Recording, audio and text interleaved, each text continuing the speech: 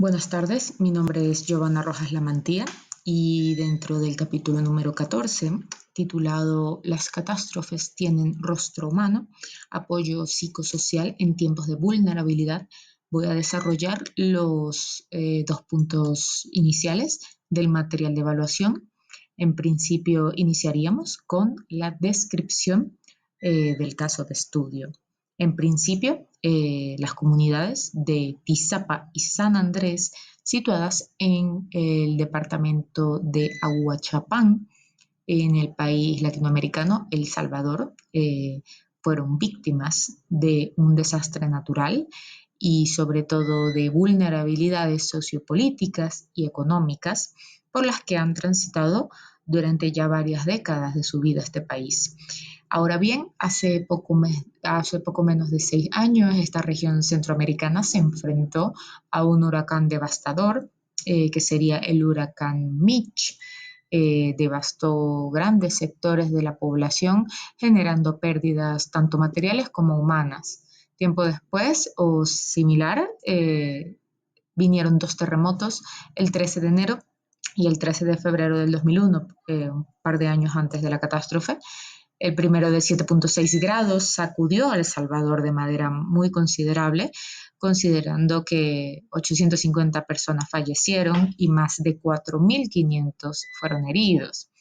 Luego de esto, ahora viene el acontecimiento que marca la intervención, es el deslave ocasionado por las fuertes e intensas lluvias en el sector de Chichicastepec, un cerro ubicado en el municipio Apaneca, en el departamento de Ahuachapán, ubicado en El Salvador.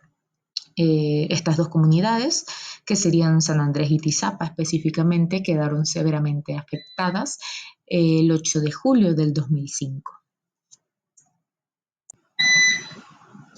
Ahora bien, más de 1.000 personas fueron afectadas por el deslave, cerca de 120 familias han perdido sus viviendas, pertenencias personales también, y en algunos casos a sus familiares. Murieron 10 personas a nivel registrado y cientos de ellas quedaron heridas. Más de 1.000 personas murieron desde el principio. Este caso, la magnitud del impacto, no se midió solamente por el número de muertes, sino por la dimensión de pérdidas de casas, de tierras y sin duda el desgarro completo de su tejido, tanto a nivel social como a nivel comunitario. Ahora bien, tras esta tragedia, las comunidades de San Andrés y Tizapa se ponen en contacto con la Universidad Centroamericana a través de una ONG, y el equipo multidisciplinario que asume la tarea del apoyo psicosocial a estas comunidades se conforma con estudiantes, su profesora. También complementan el equipo 6 psicólogos, un médico, 2 ingenieras y un profesor de bachillerato. Ahora bien, entrando al siguiente punto, sería cuál es la problemática y si se evidencia una situación de crisis. Principalmente la problemática del caso radica en los deslaves y derrumbes que han perjudicado tanto a las personas como a las viviendas. Las catástrofes pasan por el tamiz también de la vulnerabilidad, entrando en juego factores físicos derivados de la naturaleza, de todo el fenómeno, factores sociales que enmarcan el conjunto de relaciones, comportamientos, creencias y la manera en la cual se organizan las comunidades. Por otra parte, factores económicos, influye la falta de recursos, sin duda, la pobreza y también pues las zonas en las cuales se vieron amenazadas y no hay los materiales adecuados para renovarlo. Por otra parte, factores ambientales como el mal uso del suelo, la deforestación, la ubicación física de las viviendas, entre otros factores. Y por último, factor político, como los niveles de autonomía que tiene la comunidad para tomar sus propias decisiones o influir sobre las decisiones que les afecten. También la capacidad de gestión y otros factores que se refieren a estas políticas del Estado en cuanto a la prevención o el apoyo, la reconstrucción en sí de toda su población.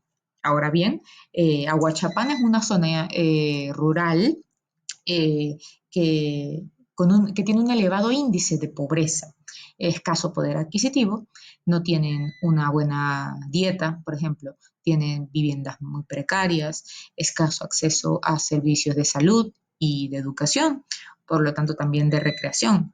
Ahora bien, tampoco poseen participación ciudadana representativa y tienen un problema pues también a nivel de la organización social, la cual es bastante precaria también.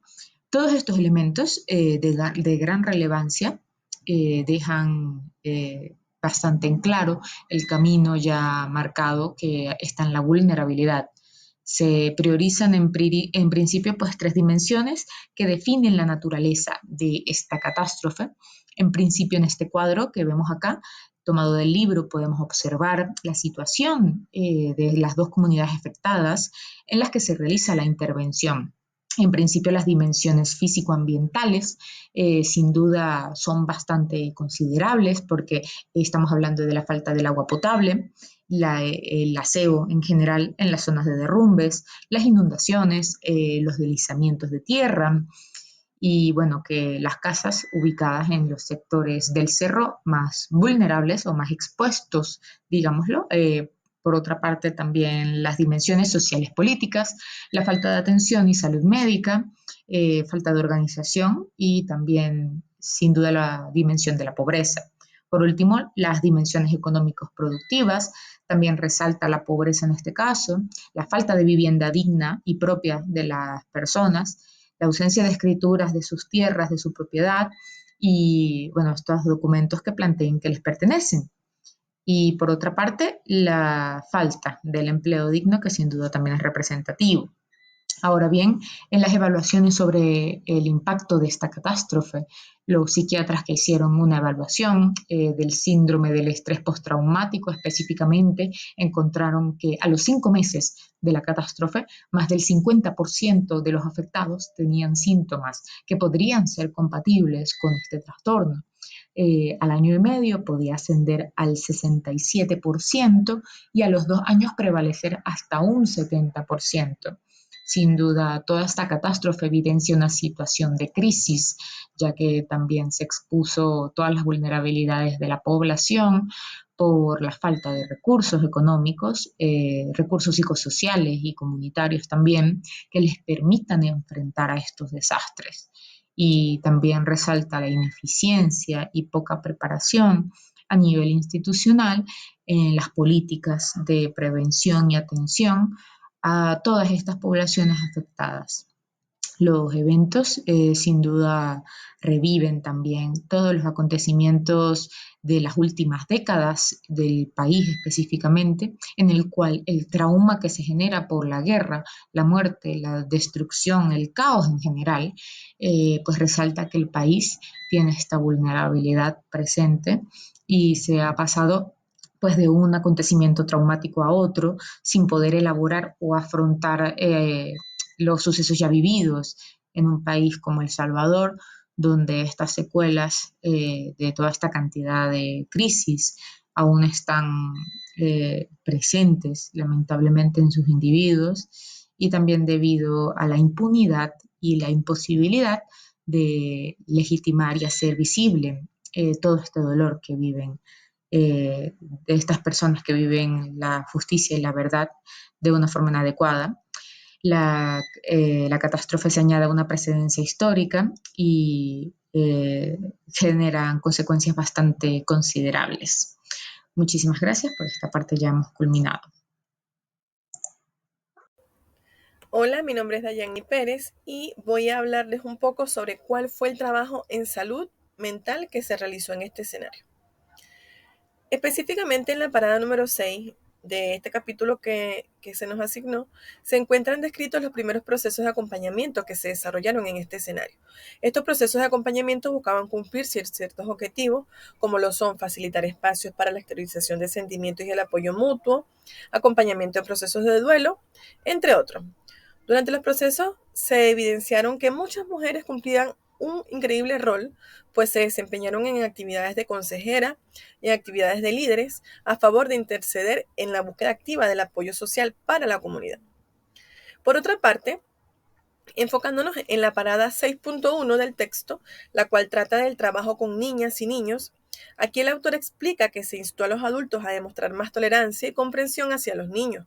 Por lo tanto, se dejaron algunas recomendaciones para mejorar el porvenir psicológico de los más pequeños, con acciones tales como pues permitir que los niños expresen sus miedos sin burlarse, abrazarles, pues el contacto físico les da seguridad, no negarle los hechos que sucedieron, sino hablarles con la verdad, de acuerdo, por supuesto, a su edad y a la capacidad de comprensión que ellos posean. También tratar de restablecerles una cierta rutina diaria, aunque la situación sea difícil, estar cerca de ellos, animándolos a que participen en tareas diarias como la cocina, como ayudar a los heridos, a eso se refiere el autor. En este caso, si los niños temen dormir solos, permitir que puedan dormir un tiempo con una persona adulta hasta que puedan conciliar el sueño. Con respecto al trabajo realizado con niños, con las actividades en sí, se recurrió a juegos y actividades recreativas, proporcionando materiales como lápices, papel, colores, témperas, plastilina, donde ellos pudieran ilustrar allí dibujos que les causaran alegrías y tristezas, para indagar con estas técnicas sus sentimientos y actuar sobre ellos, y para reencontrarse y relajarse. Por otro lado, para atender los casos de duelo, se realizaron procesos que contemplaron 6 meses, donde se realizaban actividades como cartas, dibujos para despedida, facilitando el enterramiento simbólico de la pérdida, como menciona el autor. Expresión por medio de dibujos, de cómo sueñan a su comunidad en el futuro, murales comunitarios con la ayuda de las mujeres del grupo quienes estaban en ese rol.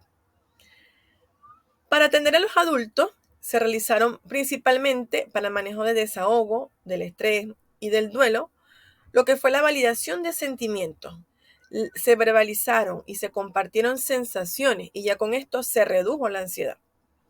Esto se realizó a través de relatos realizados en grupo, donde a través de las emociones se trabajaron de forma espontánea, mejorando el bienestar y transformando el dolor en acciones para la reconstrucción de sus vidas.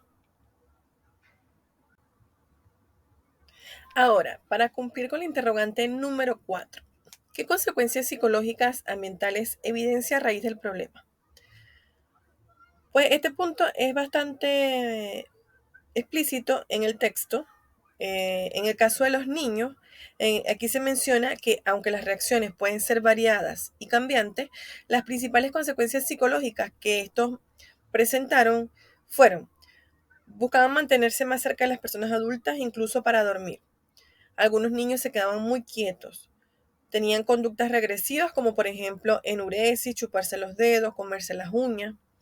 Algunos niños se despertaban con miedo o en algunos casos dormían mucho. Y la falta de apetito o querer comer mucho. También muy explícitamente al leer el texto tenemos en la parte de los adultos. ¿Qué presentaron los adultos? En el cuadro, específicamente en el cuadro 14.7, en las emociones, hablan sobre las emociones que sentían los adultos. Pues ellos comentaron que se sentían desorientados, desconectados de la familia y amigos, poco dispuestos a tomar decisiones, con falta de control, con sensación de pánico, con confusión, con euforia, depresión, con irritabilidad, con desesperanza, tristeza y culpa. Así que estos son a grandes rasgos estas evidencias y estas consecuencias psicológicas que presentaron las víctimas de estos desastres. Mi nombre es Yera Sandra. Vamos a hablar sobre la conclusión. Se elaboró un listado de aquellos elementos sobre lo que la comunidad tenía alguna posibilidad de prevención. Introducir la idea de prevención fue muy importante, ya que estaban frente a una cultura política que responde a las emergencias cuando éstas ya se han instalado en la población, y ante una cultura asentada en el fatalismo. Los participantes reconocieron que no habían extraído ninguna lección de eventos pasados y que era necesario gestionar el riesgo para ello, puesto que no había voluntad política por parte del gobierno. Necesitaban fortalecimiento comunitario basado en capacitación a la comunidad en temas vinculados a los desastres, organización, primeros auxilios, recursos, entre otros. También era urgente la conformación de redes de apoyo, no solamente institucionales, sino entre comunidades. Se formó un equipo comunitario encargado de contactar o de contactarse con la alcaldía, con la unidad de salud, con las escuelas, con los líderes de otras comunidades. En definitiva, se formó una red social. También se habló de la necesidad de disponer de una radio en la comunidad, ya que en estos desastres lo primero que se pierde es la comunicación. Se planeó también contactar con otras comunidades y construir una red de comunicación mediante radios comunitarias. Pues hablamos así de la importancia de la comunicación para la reunificación familiar, para encontrar a aquellos desaparecidos o solicitar ayuda. La incidencia de estos desastres en esas comunidades pasa en buena medida por la falta de prevención primaria. La dedicación firme en ese sentido es la responsabilidad esencialmente de los gobiernos, de las alcaldías.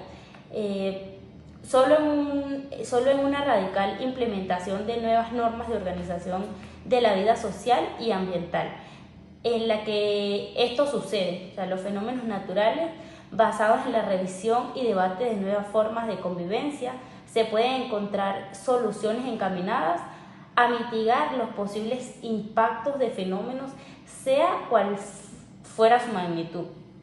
Es necesario considerar que no es en las consecuencias de los desastres en los que nos debemos centrar, sino en las vulnerabilidades de las poblaciones, ya que cuesta más reconstruir y rehabilitar que prevenir. Muchas gracias. En Venezuela no tenemos huracanes, pero algo que me llamó y me marcó fue la tragedia de Vargas, que ocurrió en diciembre de 1999. Hubo lluvias torrenciales, desvales en el estado de Vargas, Venezuela, generando así una catástrofe con unos 15.000 desaparecidos, unos 35.000 millones de dólares de pérdida,